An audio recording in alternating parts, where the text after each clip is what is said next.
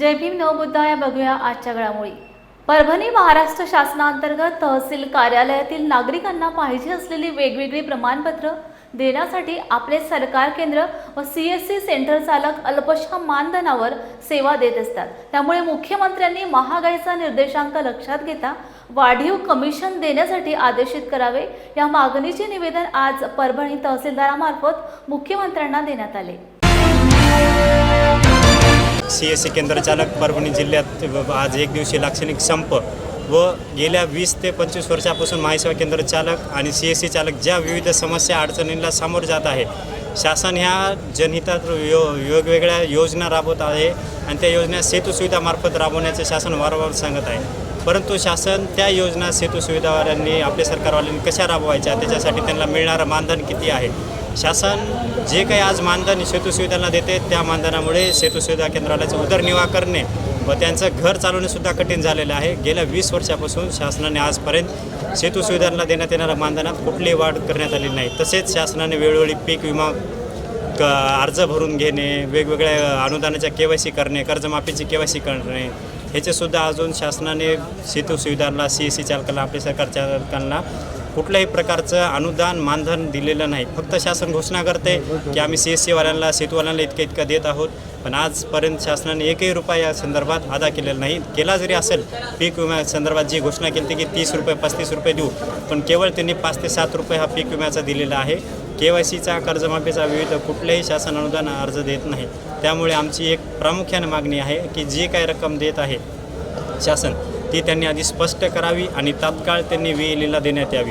तसेच आज लाडकी बहिणी शासनाची एक प्रमुख योजना असून त्या लाडकी बहीण योजनेसंदर्भात शासनाने फक्त घोषणा केली आहे की सेतू सुविधामार्फत भरा, पण तसं शासनाने आज कुठेही सेतू सुविधावाल्यांना ह्या संदर्भात प्रशिक्षण म्हणा किंवा सेतू सुविधावाल्यांना त्या संदर्भात लिंक उपलब्ध करून दिलेली नाही। फक्त लाडकी बहिणीची घोषणा केलेली आहे। त्या संदर्भात नागरिकांचा आज मोठ्या प्रमाणात गर्दी सेतू सुविधा केंद्रावर होत आहे व आमच्याकडे त्या संदर्भात कुठलीही माहिती उपलब्ध नसल्या कारणाने, लिंक उपलब्ध नसल्या कारणाने आम्ही नागरिकांना आम्हाला सांगावं लागतं की आमच्याकडे आलेलं नाही। तरी नागरिकांचा रोष हा आमच्या विरुद्ध होत आहे।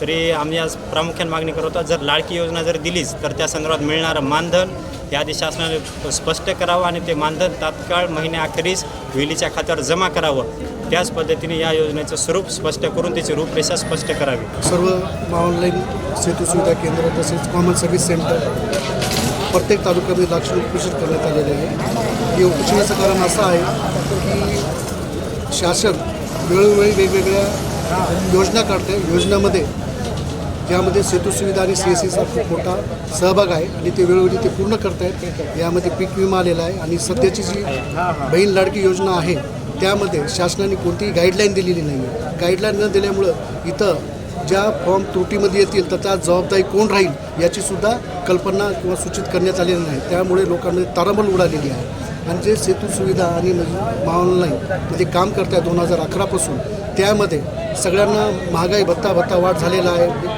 MSCB बिल युनिट वाढलेला आहे, कागदाचा रेट वाढलेला आहे, शाईचा रेट वाढलेला आहे या 14 वर्षामध्ये। परंतु CSCला आणि ऑनलाईन सेतू सुविधा केंद्राला जे मानधन आणि कमिशन भेटत आहे 10 रुपये, त्यामध्ये कोणतीही वाढ झाली नाही। आम्ही वेळोवेळी शासनाला कळवलेले आहे की आम्हाला वीज दरामध्ये कपात करण्यात यावी किंवा शासनाकडून स्टेशनरी उपलब्ध करण्यात यावी। त्यांनी फक्त आम्हाला होकार दिलेला आहे, पण त्यावर कोणतीही कारवाई केली नाही। यावेळेस आम्ही असं ठरवलेलं आहे की लाक्षणिक उपोषण करून शासनाने याची दखल घ्यावी व सेतू सुविधा चालकांना मदत करावी। कोल्हापूर जिल्हा बार असोसिएशनच्या वतीने श्रीमंत छत्रपती शाहू महाराज यांची भेट घेऊन कोल्हापूरसह 6 जिल्ह्यांकरता खंडपीठासाठी पुढाकार घेऊन सर्किट बेंचचा प्रश्न मार्गी लावावा याबाबत त्यांना विनंती करण्यात आली। आपण मुख्यमंत्र्यांची आणि मुख्य न्यायमूर्ती यांची भेट घेऊन मुख्यमंत्री व खंडपीठ कृती समितीची लवकरच बैठक घेतली जाईल असे आश्वासन शाहू महाराज यांनी दिले।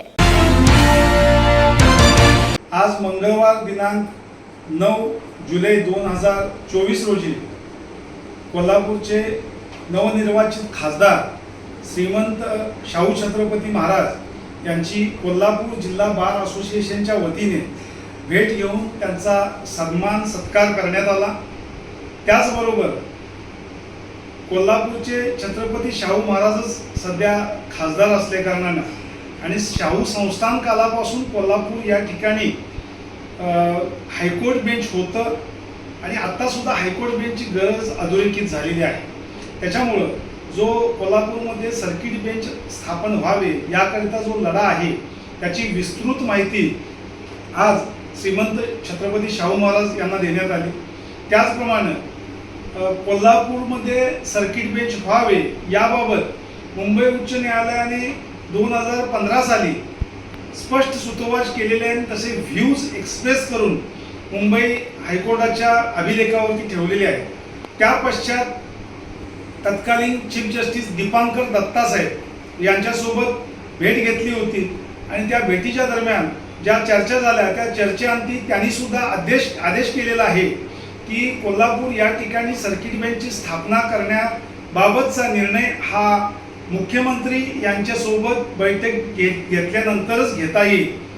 त्यानंतर वारंवार आणि वेळोवेळी नामदार मुख्यमंत्री एकनाथजी शिंदे यांची कोल्हापूर जिल्हा बार असोसिएशनच्या वतीने भेट घेण्यात आली, परंतु त्यांच्या वतीनं कोणत्याही प्रकारे मुख्य न्यायमूर्तींची भेट घेऊन तर हा प्रश्न निर्गत करण्याबद्दल काही प्रयत्न विशेष झालेले नाहीत. त्यामुळे छत्रपती शाहू महाराज यांनी या प्रकरणामध्ये हे कोल्हापूरच्या जनतेचा प्रश्न आहे, 6 जिल्ह्यातील लोकांचा पब्लिक इंटरेस्ट आहे, त्याच्यामुळे याच्यामध्ये लक्ष घालावं आणि माननीय मुख्यमंत्री यांची खंडपीठ कृती समितीच्या शिष्टमंडळासोबत बैठक घडवून आणावी. त्याचप्रमाणे मुख्यमंत्री यांनी मुख्य न्यायमूर्ती यांची भेट घेऊन खंडपीठ स्थापन करण्याबाबत लवकरात लवकर योग्य ती पावले उचलावीत याबद्दल त्यांना आज विनंती करण्यात आली. छत्रपती शाहू महाराज खासदार कोल्हापूर यांनी याबाबत आपण विशेष लक्ष घालू आणि हा कोल्हापूरच्या अस्मितेचा प्रश्न आहे आणि कोल्हापूर या ठिकाणी खंडपीठ होणे ही काळाची गरज आहे. हे पुन्हा एकदा अधोरेखित करून त्यासाठी विशेष प्रयत्न करण्याचे आव्हान आज देण्यात आलं. अमरावतीत ग्रामीण पोलिसांची 273 भरतीकरिता मैदानी चाचणी जोग मैदानावर सुरू आहे. मैदानी चाचणी देण्यासाठी महिला उमेदवार सकाळी 3 वाजतापासून दाखल झाल्या आहेत. 2 दिवसांपासून अमरावतीत मुसळधार पाऊस सुरू आहे, त्यामुळे मैदान चिखलमय झालेलं आहे. मैदानात चिखल असल्याने मैदानी चाचणी देताना मोठ्या दुर्घटनेला समोर जावं लागू शकतं. त्यामुळे मैदानी चाचणी पुढे ढकलण्यासाठी महिला उमेदवार आक्रमक झालेले आहेत.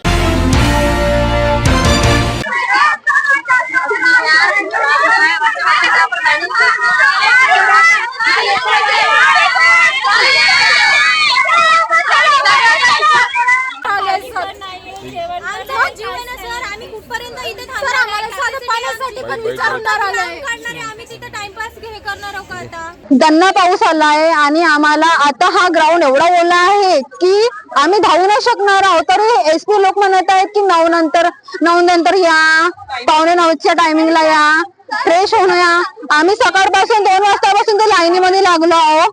जसं दुसऱ्या जिल्ह्यामध्ये तुम्ही तारीख वाढ दिली आहे तशी आम्हाला पण तारीख वाढ पाहिजे. आम्ही आज धावणार नाही म्हणजे नाही धावणार. ते एसपी लोक मानूनच नाही राहिले आहेत आमची गोष्ट.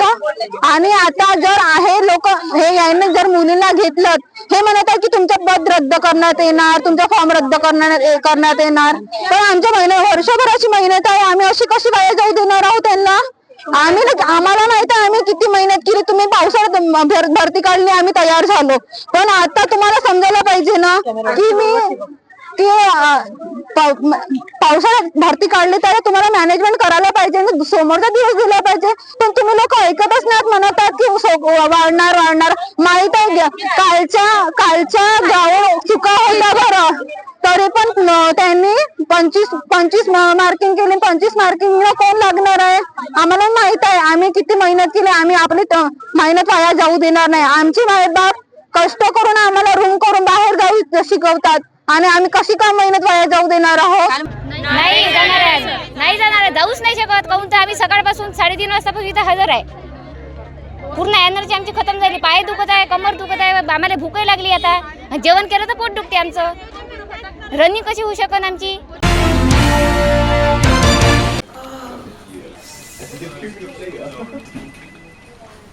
बॉस ने मीटिंग बुलाई।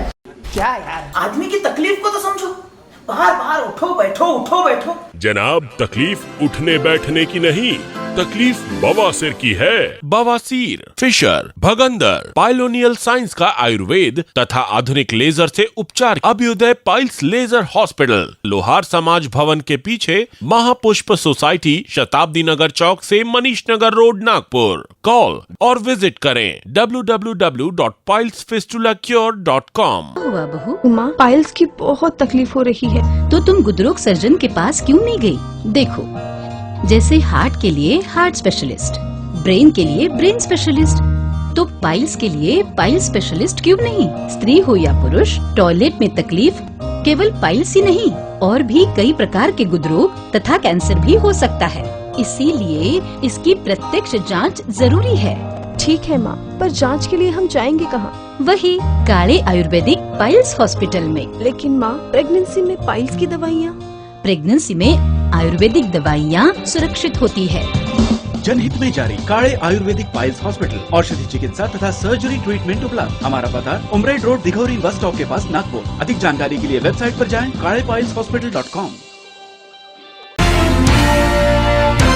सोनारली गावाच्या प्रकाशित केलेल्या राजपत्रात झालेली चूक दुरुस्त करावी, दफनभूमीला जागा मिळावी, अपात्र धरणग्रस्तांना घेतलेला निर्वाह भत्त्याची चौकशी करावी, तसेच अन्य मागण्यांसाठी कोल्हापूर जिल्हा हातकणंगले तालुका पेठवडगाव येथील धरणग्रस्तांच्या वतीने जिल्हाधिकारी कार्यालयासमोर आंदोलन सुरू आहे। या धर्मग्रस्तांचे म्हणणं आहे की गेली 40 वर्षे शासनाने आमची दिशाभूल करून वेगवेगळे कारण सांगून या मागणीकडे दुर्लक्ष केलंय, पण आता कोणत्याही परिस्थितीत मान्य होत नाही तोपर्यंत आंदोलन करण्याचा निर्णय घेतला आहे। काल 8 तारखेपासून आम्ही मौजे सोनारली गाव विकास कमिटी सोनारली इथं ठिय्या आंदोलन व आमरण उपोषणासाठी बसलेलो आहोत। आम्ही वारणा धरणग्रस्त आहोत। तर आमच्या गेल्या 40 वर्षापासून प्रशासनानं आमच्याकडे लक्ष दिलेलं नाही। आमच्या प्रमुख मागण्या आहेत ज्यांचा आम्ही वर्षानुवर्षे पाठपुरावा करत आलेलो आहोत। ज्यावेळी आम्ही आंदोलन केलं त्यावेळी या प्रशासनानं आम्हाला फक्त पत्र दिलीत की तुम्ही प्रशासनाला मदत करा, सहकार्य करा। त्या पद्धतीनं आम्ही आजवर यांची सहकार्य केलं, परंतु यांनी एकही आमचं काम केलेलं नाही आहे। आमची प्रामुख्यानं मागणी होती की जे 7 मार्चला महाराष्ट्र शासनानं राजपत्र केलं होतं आमच्या गावचं महसूल गाव घोषित करताना, त्याच्यामध्ये नुसतं सोनारली म्हणून घोषित केलं होतं, मौजे सोनारली हा शब्द वगळला होता। त्यामुळे आम्ही त्यांना सांगितलं 5/12/2017च्या मंजूर अधिसूचनेनुसार मौजे सोनारली हे नाव अंतिम करण्यात यावं। अप्पर जिल्हाधिकारी साहेबांनी कालच आम्हाला तसं मंजुरीचं पत्र दिलेलं आहे। आता आमची मागण्या ज्या आहेत त्या सोनारली गावच्या स्मशानभूमी व दफनभूमीला रस्ता नाही आहे, तो पेठवडगाव येथील गायरांमधून रस्ता उपलब्ध करून द्यायचा आहे। वारंवार आमचे स्मशानभूमीचा रस्ता अडवला जातो, तिकडे त्यांनी गांभीर्याने बघायचं आहे। भविष्यात जर आम्हाला रस्ता मिळाला नाही आणि एखादं मयत झालं तर या जिल्हाधिकारी कार्यालयाच्या आवारामध्ये त्यांचं प्रेत आणून आम्ही इथं ठेवू, पुढची जबाबदारी ही प्रशासनाची राहील। त्याच पद्धतीनं चांदोली अभयारण्यग्रस्त गाव चांदेलच्या खातेदारानं आमच्या सोनारली वसाहतीचा धरणग्रस्ताचा एक अतिरिक्त भूखंड बळकावलेला आहे। नियत दिनांकाच्या नंतर त्यांनी त्यांच्या पत्नीची नावाची नोंद करून तो भूखंड बळकावलेला आहे। तो भूखंड प्रशासनानं ताबडतोब सरकार जमा करून त्याच्यावरील बांधकाम काढून 7/12ला सरकार हक्क नोंद करणं गरजेचं आहे। तसेच बेकायदेशीररित्या जो निर्वाह भत्ता देखील वाटप झालेला आहे काही टक्केवारीवरती, तो निर्वाह भत्ता देखील शासन जमा होणं गरजेचं आहे। त्याच पद्धतीनं आमच्या गावाचं आकारबंद करणं गरजेचं आहे आणि आकारबंद होत असताना आम्हाला जे क्षेत्र दिलेलं आहे ते क्षेत्र टोटली 850.75चा आकार शासनानं पूर्ण केला पाहिजे। त्यातील जो नकाशा आहे, नकाशा 739चा आहे, उर्वरित क्षेत्र आमचं 3 एकर मायनस होतं आहे। त्यामुळे शासनानं आम्हाला मंजूर अधिसूचनेप्रमाणे संपूर्ण क्षेत्र मंजूर केलं पाहिजे आणि धरणग्रस्तांना शेतजमीन, भूखंड वाटप, संकलन दुरुस्ती, 18 नागरी सुविधा, सर्व धार्मिक स्थळांना आतापर्यंत 40 वर्षामध्ये भूखंड वाटप केलेले नाहीत।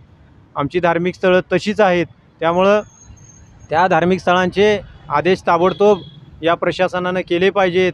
ज्या धरणग्रस्तांना जमिनी संपादन करायच्या राहिलेल्या आहेत त्या जमिनी संपादन झाल्या पाहिजेत। संकलन दुरुस्तीचे प्रश्न आहेत, कार्यकारी अभियंता पेठनाका, तसेच मुख्याधिकारी वडगाव नगरपालिका, उपविभागीय अधिकारी इचलकरंजी, तहसीलदार हातकणंगले यांच्यासोबत जिल्हा पुनर्वसन अधिकारी यांनी मीटिंग लावणं गरजेचं आहे, कारण त्या कार्यालयामध्ये आमचे असंख्य प्रश्न प्रलंबित आहेत. शासन स्तरावरचे, जिल्हा प्रशासन लेवलचे आमचे प्रश्न प्रलंबित आहे. फार मोठा असं काही प्रश्न आहेत असं नाही, आणि हे जाणीवपूर्वक यांनी प्रश्न प्रलंबित ठेवलेले आहेत. त्यामुळं धरणग्रस्तांचे जे मूलभूत अधिकार आहेत ते त्यांचे अधिकार हिरावले जात आहेत. याकडं शासनाने दुर्लक्ष करून चालणार नाही. आमचं आंदोलन हे 14 तारखेपर्यंत हे आंदोलन आहे. 14 तारखेपर्यंत या शासनाला जाग आणण्याचं काम आम्ही करणार आहे, आणि शासन जागं झालं नाही तर 15 तारखेपासून इथं आमचं उपोषण चालू होईल.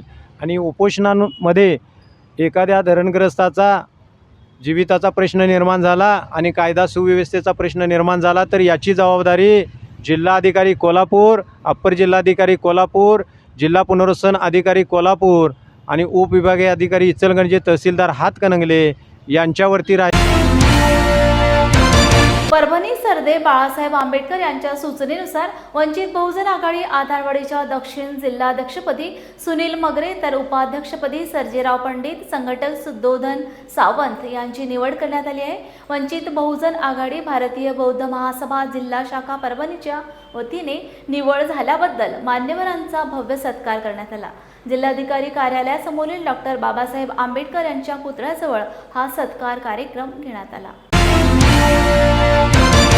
सावंत माजी बाळासाहेब आंबेडकर यांनी संघटकपदी, जिल्हा संघटकपदी निवड केली आहे व येथे आज परभणी येथे पुण्यासमोर महिला आघाडी, युवा आघाडी पूर्ण ते तुषारभाऊ गायकवाड साहेब तसेच भारतीय बौद्ध महासभेचे कार्यकर्ते पदाधिकारी यांनी आमचा यशस्वी सत्कार केला. त्याबद्दल मी त्यांचा आभारी आहे व यापुढे आम्ही तन मन धन लावून वंचितचं काम करू व उमेदवारासाठी एक जीव लावून निवडून येण्यासाठी आम्ही 100% प्रयत्न करू. सुनील लक्ष्मण मगरे आज सरदे बाळासाहेब आंबेडकर यांनी दक्षिण जिल्हाध्यक्ष परभणी म्हणून माझी निवड करण्यात आलेली आहे. याकरिता या ठिकाणी आम्ही परभणी शहरामध्ये डॉक्टर बाबासाहेब आंबेडकर यांच्या पुतळ्यास हार अर्पण केलेला आहे. आणि यापुढचं जे आमचं राजकारण राहील ते विजयासाठी राहील. आम्ही लढणारही आणि याच्या पुढच्या विधानसभा निवडणुका जिंकणारी. आमचं ब्रीदवाक्य असेल, लढेंगे भी और जीतेंगे भी. वंचित बहुजन आघाडीचा आज जो आमचा सन्मान केला पूर्ण बॉडीकडून, आमच्या मदर्स ऑर्गनायझेशन भारतीय बौद्ध महासभा तसेच वंचित बहुजन आघाडी जिल्हा महिला जिल्हाध्यक्ष, युवा जिल्हाध्यक्ष व पूर्ण जिल्ह्यामधली बॉडी, त्या सर्वांचे आम्ही शतशः आभार व्यक्त करतो. श्रद्धेय बाळासाहेब आंबेडकरांनी माझी जी जिल्हाध्यक्षपदी निवड केली त्यांचा मी मनपूर्वक आभार मानतो. आणि इथल्या भारतीय बौद्ध महासभेच्या लोकांनी, महिला आघाडीने, युवक आघाडीने सर्व आमचा मान सन्मान केला, त्यांचे मी आभार मानतो. बाळासाहेबांचा विश्वास टाकला आहे त्या विश्वासाला तडा जाणार नाही एवढी वाईट देतो आमची. बाळासाहेब आंबेडकर आज यांनी परभणी जिल्ह्यासाठी नूतन जिल्हा कार्यकारिणी आज घोषित केलेली आहे. जिल्हाध्यक्षपदी म्हणून आमचे लक्ष्मणदादा मगरे हे जिल्हाध्यक्ष म्हणून, सुनीलदादा मगरे यांची जिल्हाध्यक्ष म्हणून निवड झालेली आहे. सर्जेराव पंडित साहेब यांची जिल्हा उपाध्यक्ष निवड झालेली आहे. सिद्धार्थदादा यांची संघटक म्हणून निवड झालेली आहे. येत्या विधानसभेमध्ये युवक शहर कार्यकारिणी व युवा जिल्हा कार्यकारिणी या दादाच्या पाठीशी ठामपणे उभे राहून निश्चित वंचितचा विजय करण्याचा प्रयत्न करेल. जय भीम. काल निवड झाली. पूर्णेतील तडफदार नेतृत्व भारतीय बौद्ध महासभेचे तालुकाध्यक्ष त्यांची वंचित बहुजन आघाडी दक्षिण जिल्हाध्यक्षपदी निवड झाली. असे आमचे सुनीलदादा मगरे यांची निवड झाल्याबद्दल त्यांना वंचित बहुजन युवक आघाडी दक्षिण विभागाच्या वतीने खूप खूप शुभेच्छा देतो. आणि भविष्यामध्ये येणाऱ्या विधानसभा, महापालिका, नगरपालिका, ग्रामपंचायत, जिल्हा परिषदेमध्ये वंचित बहुजन आघाडीची छबी या परभणी जिल्ह्यात उमटवाल अशी अपेक्षा या निमित्ताने या ठिकाणी करतो. आणि त्यांना भावी वाटचालीसाठी पूर्ण जिल्हा कार्यकारिणीला खूप खूप शुभेच्छा देतो. जय भीम. आधारवाडीची काल यादी पडलेली आहे आणि सुनीलदादा मगरे यांची निवड झालेली आहे जिल्हाध्यक्ष म्हणून आम्हाला खूप आनंद होत आहे. कारण हे एक सक्रिय नेतृत्व आहे आणि यापुढील जी विधानसभा आहे त्या विधानसभेसाठी आम्ही सगळे तन मन धनानं त्यांच्यासोबत राहून यश मिळवून आणू आणि आम्हाला असं वरवरचं काम करायचं नाही आहे. तर फादर बॉडी, युवा बॉडी, महिला बॉडी असे आम्ही सगळे मिळून सगळे विंग्स खांद्याला खांदा लावून आम्ही रूट लेवलपर्यंत काम करणार आहे आणि विधानसभेमध्ये यश मिळवून आणणार आहे. पावसाळा सुरू होताच विविध आजारांनी डोकं वर काढलंय. अमरावती जिल्हा रुग्णालयात विविध आजारांचे रुग्ण दाखल झाले. एका बेडवर 2 रुग्ण उपचार घेत आहेत. सध्या अमरावती जिल्ह्यात डेंग्यूचे 72 आणि चिकनगुनियाचे 32 रुग्ण आहेत. त्यामुळे जिल्हा रुग्णालयात रुग्णांची गर्दी झाली आहे. पावसाळ्यात आपल्या घराबाहेर व घरात स्वच्छताबाबत काळजी घ्यावी असं आवाहन जिल्हा शल्यचिकित्सक डॉक्टर दिलीप सौंदडे यांनी केले आहे. सद्यस्थितीमध्ये आता जानेवारीपासून आपण ज्यावेळेस पाहतो तर डेंग्यू, चिकनगुनिया आणि मलेरियाचे रुग्ण आढळलेले आहेत. तर सद्यस्थितीमध्ये आपण एवढंच लोकांना आवाहन करू शकतो किंवा आता हे पावसाळा चालू झालेला आहे तर आडगळीच्या जागी जे पाणी साठतं तर ते आपण साठवू द्यायला नाही पाहिजे. तसंच आपण जे पाणी वापरतो तर ते पाणी वेळच्या वेळी वापरलं पाहिजे आणि दिवसात आठवड्यातून 1 दिवस तुम्ही ड्राय डे ठेवायचा. त्या दिवशी थोडे भांडे कोरडे करून मग पुन्हा पाणी भरून घ्यायचं. ज्यामुळे की डेंग्यू, चिकनगुनिया यांचे जे डास आहेत यांची उत्पत्ती होणार नाही. तसेच आपल्या गच्ची वगैरे आहे किंवा आजूबाजूला आहे ज्या ठिकाणी पडीक सामान आहे, बादल्या आहेत, मडके आहेत किंवा टायर आहेत, ह्याच्यामध्ये सुद्धा पाणी साचून डेंग्यूची वाढ होत असते. तर या ठिकाणी आपण वाढ होऊ नये म्हणून काळजी घ्यायची. जानेवारी 24पासून ग्रामीण भागामध्ये आज ताग आहेत, 1 जानेवारीपासून आज ताग आहेत डेंग्यूचे 48 आणि शहरी भागामध्ये 24 पेशंट आढळलेले आहेत आणि चिकनगुनियाचे 25 ग्रामीण भागात आहेत आणि 7 शहरी भागात आहेत. एवढंच आव्हान आहे की जसं आता सांगितलं की पाणी साठवून काळजी घेणे, तसेच नागरिकांनी पूर्ण कपडे वापरणे, आपले अंग हातपाय पूर्णपणे हे होते, तसेच बाकी मस्किटोज नेट वापरणे आणि डासाची उत्पत्ती आपल्या आजूबाजूला होणार नाही याची काळजी घेणे. बातमीपत्रात वेळ झाली ते सामन्याची. पुन्हा भेटूया ताजा घडामोडी घेऊन. जय हिंद.